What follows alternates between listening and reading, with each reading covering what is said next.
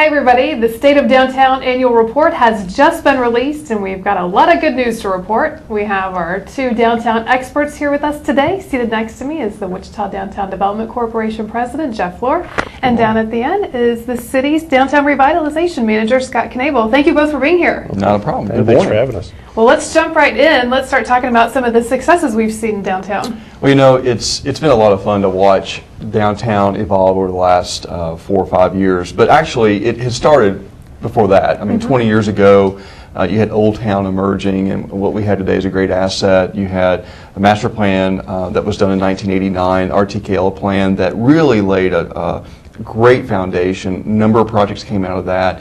And as cities should do, Laura Gale, you know, they evolved. And so Project Downtown emerged back into 2008, going to 2009, and it was adopted in 2010 as our blueprint. And we're fortunate, we're seeing a lot of great activity, both from the private sector and the public sector in the realization of that master plan. And what we've been able to put together is the second year for the State of Downtown report that again gives you an understanding of what is happening in our downtown. What are we seeing with residential, commercial, retail development, entertainment, because those are all important markets as we go forward. And with the downtown master plan, will you remind us how many years that was supposed to cover? It's a 15-year vision. Scott and I will tell you that we're looking at that we've got 10 years to do it. So we're well into that because, again, there's a lot of cities that are moving on the redevelopment of their downtowns. And part of this is that there's this emerging workforce, the millennials, that you hear a lot about. You know, today they're about 36% of the workforce. Well, in just 5.5 years, they're going to be 50% of the workforce.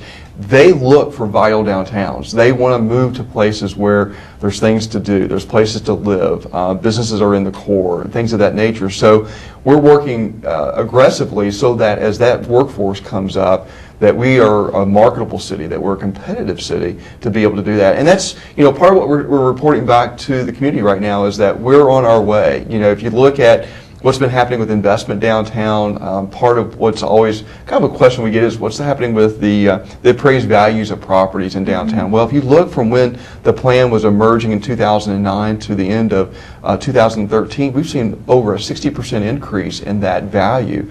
That's important because that gets the private sector investors excited. They want to be a part of that, not only locally, regionally, but also nationally and even globally. So we're even starting to see some activity with that. What do you guys attribute that to, that success and that increase? Well, part of it is the master plan is a blueprint of development, and it's clear, it's concise. In working with Scott, you know, Scott is a huge part of the success because he represents the city. And when we work with the developers, we can have the conversation to figure out, okay, what are the things we need to work through to move a project forward? Scott's at the table to say, here's what we need to do, or here's the people we need to involve to help move this forward in an expeditious way.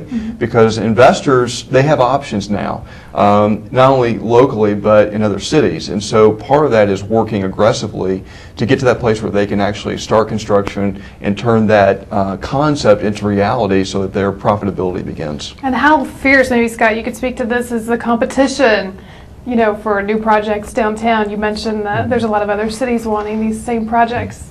Well, you know, in terms of the competition, the options that people have in terms of where they live, where they work, downtown is really just one of those. And that's really what the plan is based on, is improving downtown in that, its position in that marketplace.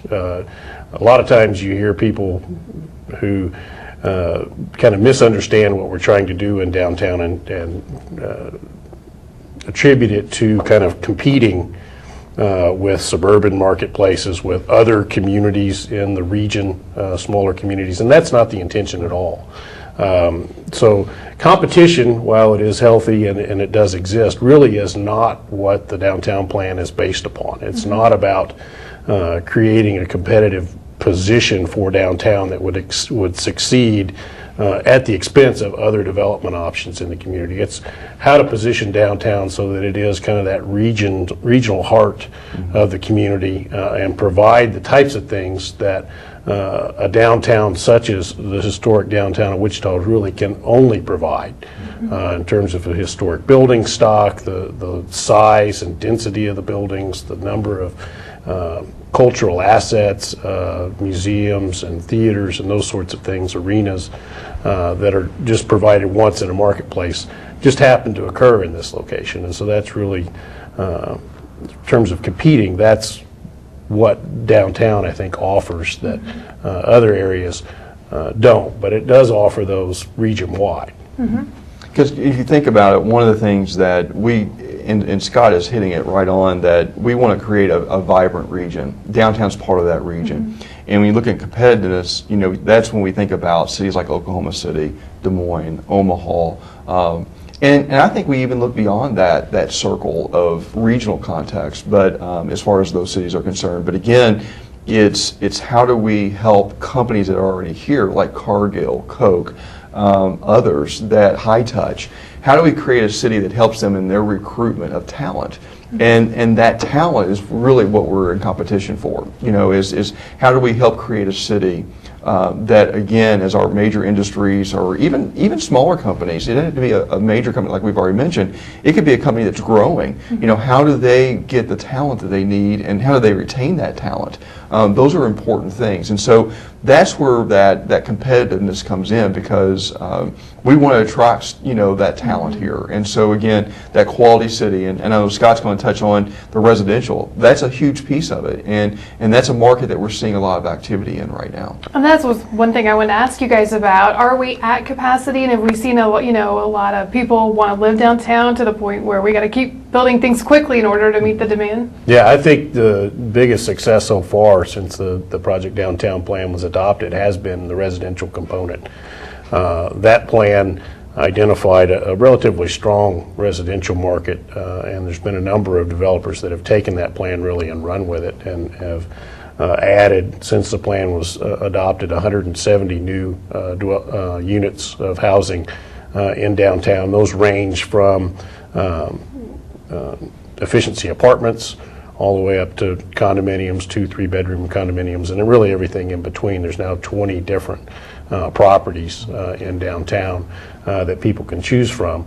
That market, I think, continues to be the strongest component of the downtown market. We have almost 700 additional units that are in the pipeline, many of which are under construction now, including 2 of the projects that are kind of our first in a generation new construction housing apartments, the West Bank, or Water Walk apartments on the west bank of the Arkansas River, and the Corner 365 apartments at the Garvey Center, both of which are in the process of opening in the next couple of months. Very exciting. Will you tell us a little bit more about those projects? Well, and what is exciting is that they actually are building on sites where we haven't had construction in a long time. I mean, Corner 365, there's never been a building in our city's history on that site. There used to be a rail spur that went through that site.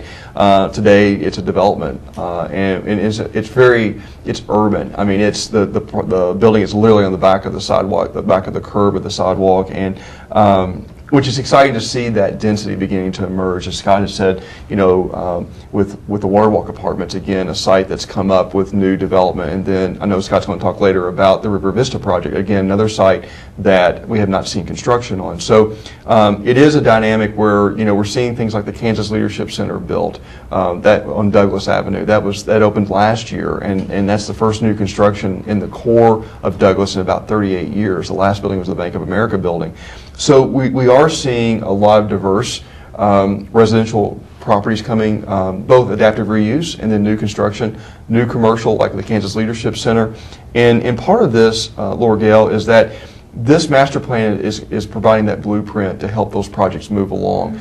Kansas Leadership Center is part of Block 1. We celebrated that last spring with the opening of the urban park area and celebrating the Ambassador Hotel, celebrating the Kansas Leadership Center, the Block 1 garage, where again, that block is a demonstration of what the master plan talks about, how these buildings need to relate to each other. They're a defined user, but yet there's a relationship between those different users, and how the building, even walking down Douglas, you can see what's happening in the hotel, in the restaurant, in the lobby area. You can see what's happening at the Kansas Leadership Center. You know, that particular property brings in, you know, a lot of individuals from across the state and even beyond our state into Wichita. So again, great examples of how we're seeing this plan come to fruition.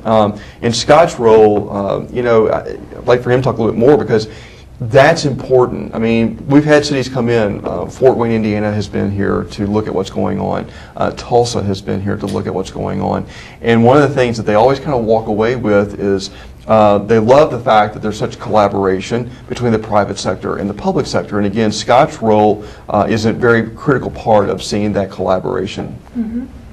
Okay, sure, and you know, really the city's role, and I play a part of it. I'm the coordinator, and I help bring together a lot of resources from the city, and honestly, the city council, the mayor, city manager, really have been committed to downtown, and without the resources that they've, you know, given me at my disposal to make all of this happen, it you know, really wouldn't happen. I just happen to be the point person.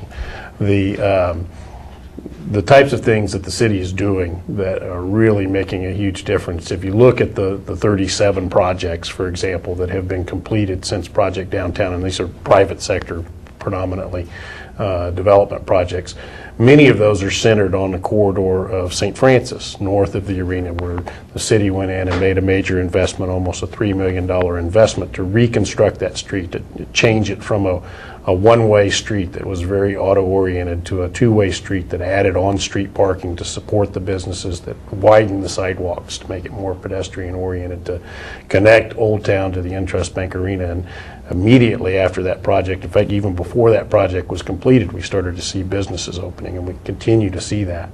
Another project that was just recently completed, Jeff mentioned Block 1, William Street, immediately south of Block 1, also was converted from one-way to two-way, and that street just opened within, well, we barely got it open before Riverfest, which was, we were scrambling to do that.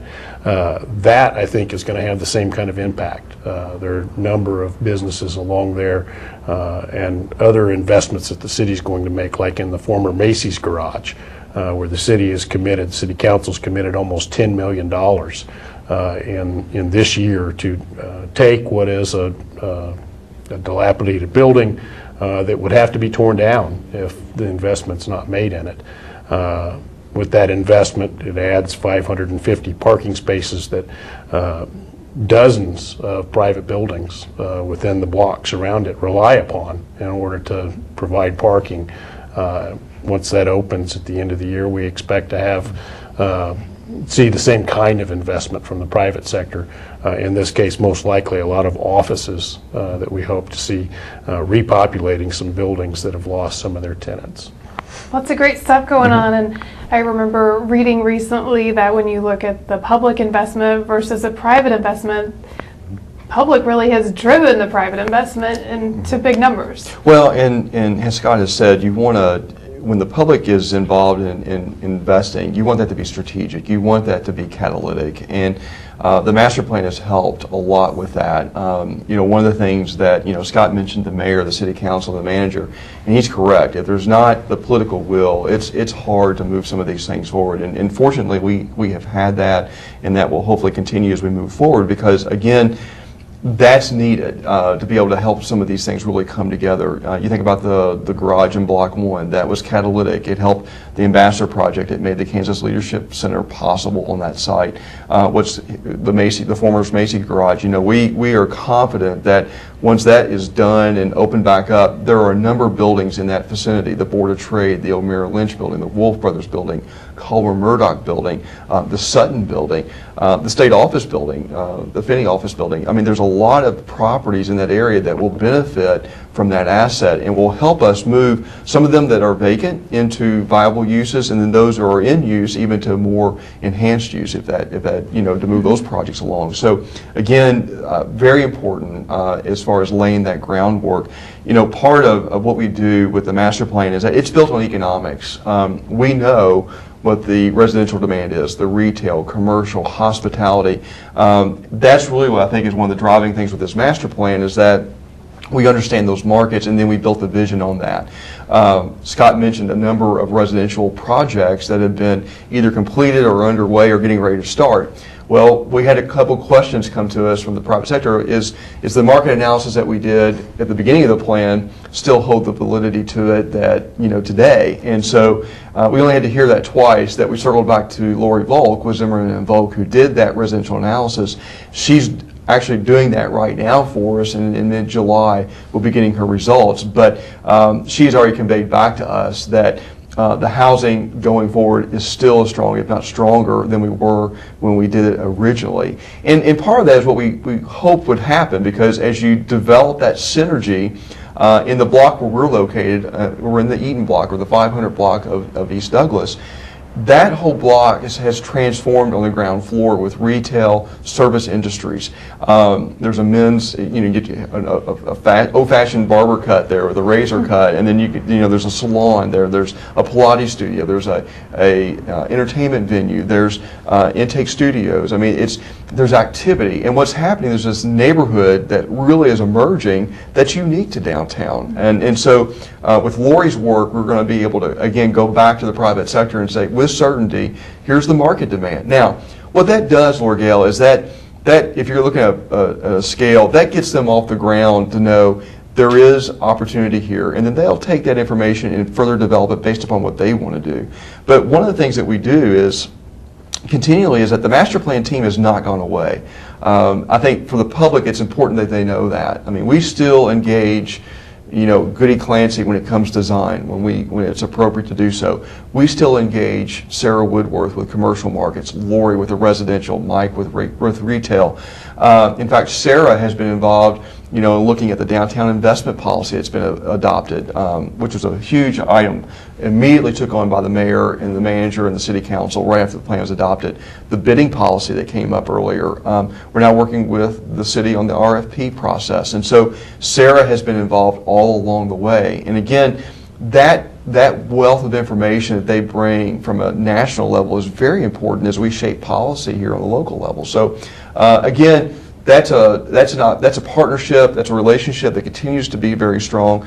That's one reason we created the Design and Innovation Center, is that is a hub of activity. It's a place that we convene these conversations, that we bring in that expertise from around the country to, again, help our private investors to be as profitable as they can be, to maximize the private investment so that, again, it is catalytic. And that will fluctuate from year to year as far as how that investment flows. This last year, we saw just a little over $2 million in public investment. Scott's already mentioned, in 14, we're going to see that approaching at least $10 million because of the Macy's garage. But that's what you would expect. It's just how do we make sure it's catalytic every time a dollar is spent. Mm-hmm. Will you kind of put things in perspective for us? So we have Block 1. Does that mean we'll be seeing Block 2 anytime soon? And then also, how does that fit into the bigger picture of all of these other pockets of investments going on downtown? Well, certainly we want to see Block 2. We want to see Block 32. Because again, it's all about building upon the synergy, and that is underway. I mean, Scott mentioned William Street. Two-waying William, that will begin to help the activity of what's happening, all along that corridor. And it's anchored to the west with the convention center. Well, we've got big conversations right now about the convention center, performing arts, and what will that look like. William transverses all the way down to Union Station, and Scott's going to talk about Union Station in a moment. There's a lot of things happening with that development. So again, when you look at a map of downtown, there's development all over downtown, which again is driving forces a lot of different places. And so all that's very important in building that synergy. So if you guys had to recap for everybody what the key highlights are from the progress and everything you've accomplished, what would you say those maybe top 3 or 4 things are?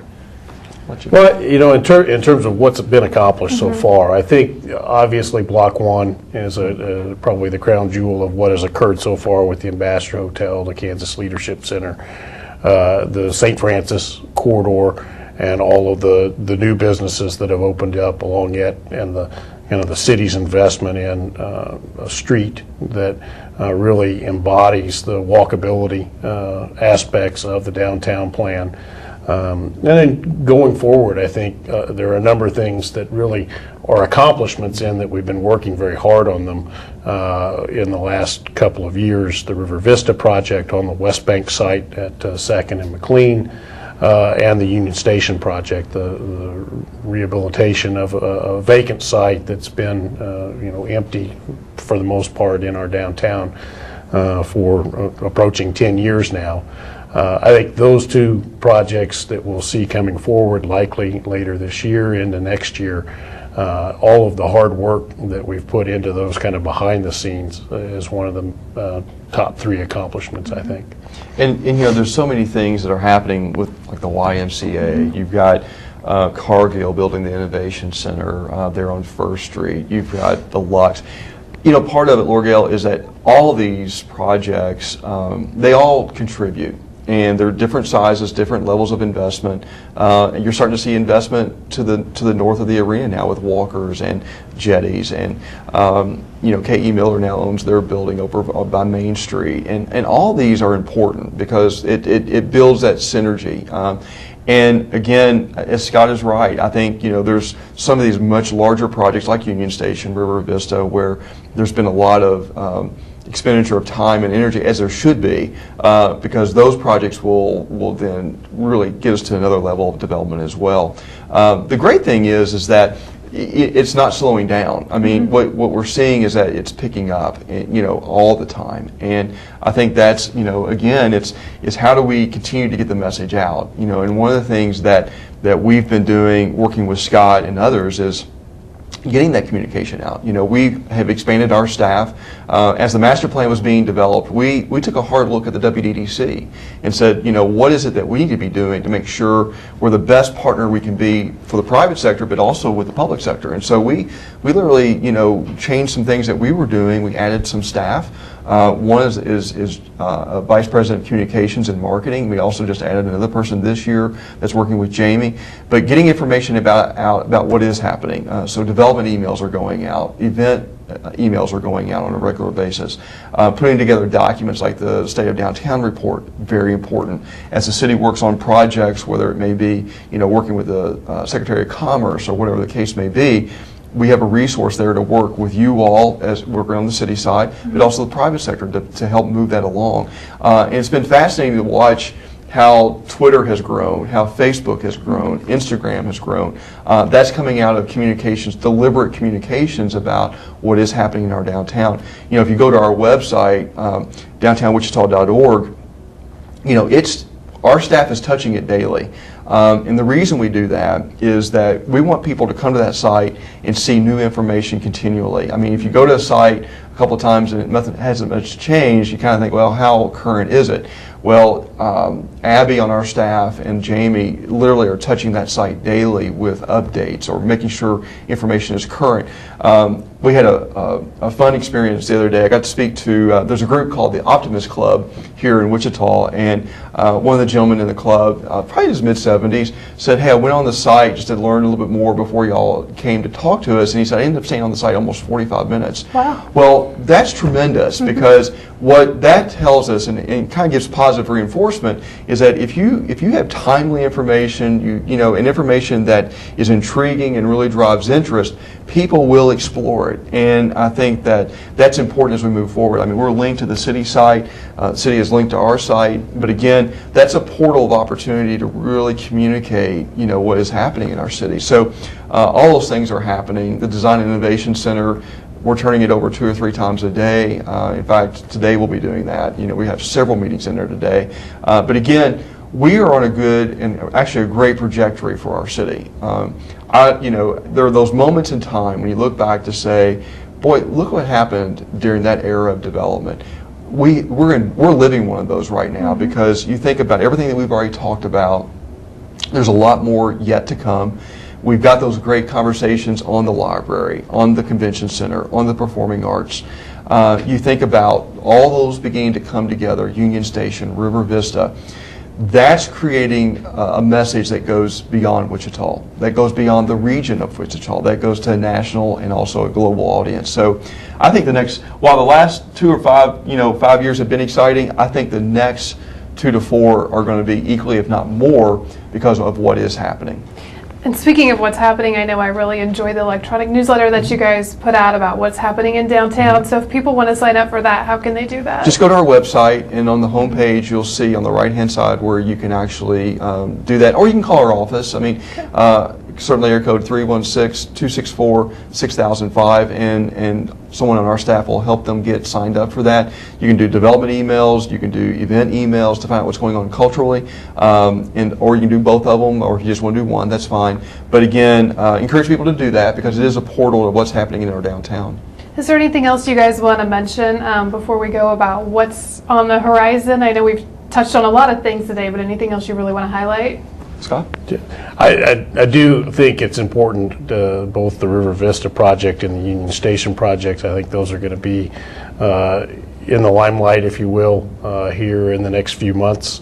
Likely we'll be seeing ground broken on both of those projects, some amazing projects going forward. Things that, as Jeff said, really are going to build upon what we've done so far. River Vista project involves an incredible project to do the next phase of the river bank improvements along what is, I think, arguably one of the best open space riverfront environments in the entire country, with the Keeper of the Plains and other exploration place and so forth. And Union Station, with the historic renovation of that site, a key location, kind of expansion of the Old Town area to the south side of Douglas, really incorporating even more historic environment in our community to kind of celebrate our rich history, I think will be very exciting. Encourage people to be engaged. You know, if you haven't been downtown in a while, come back downtown, experience it. There's a lot of great venues as far as restaurants, entertainment venues. See what's going on. You know, really experience it firsthand. You know, Scott has said that all these improvements. Experience those things, and then when there are opportunities to be engaged publicly, do that.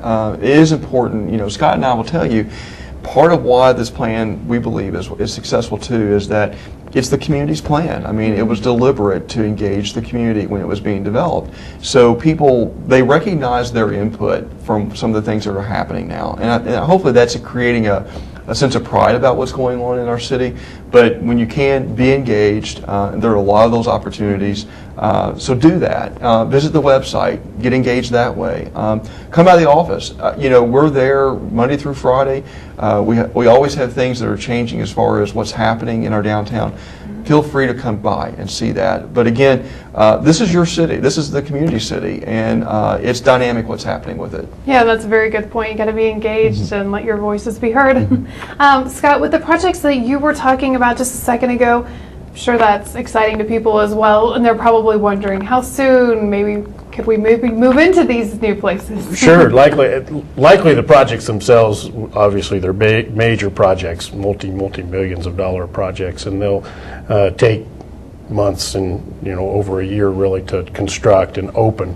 But I think you can expect to see those projects start yet this summer into the fall, likely opening end of 2015, early 2016. Be here before we know it. Yes, ma'am. I see you have the progress report down there at the end of the desk. If people want to go read that, can they go to your website and find that there? Yes, ma'am. It's online. It's active today, and so it's on the homepage, so you can pull it up. And Jamie actually has a couple versions that you can download it based upon what you may have as far as technology. But it's there. Encourage people to download it or just open it online and read through it at their leisure. So it's there.